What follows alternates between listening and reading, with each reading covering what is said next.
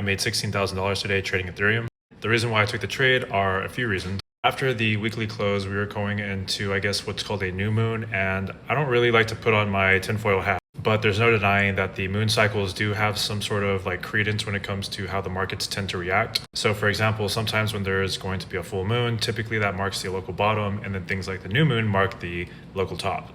Not to mention that after the FOMC meeting, the market didn't really do anything, and you still see gold and stocks just pretty much hitting all-time highs every day while crypto is basically going sideways. And so my main thesis behind all of that is I think that everybody goes long because they think that money's going to be cheap, and they think that these rate cuts are going to be super bullish. And people like Binance, which are like the big boys in the space, they all know this, and they know that all these traders are in long positions. And so logically speaking, if you put yourself into their position, what would you do if you were them to make the most amount of money? Because exchanges make the money within the trade, liquidating the traders. They don't really care that the price goes up or down.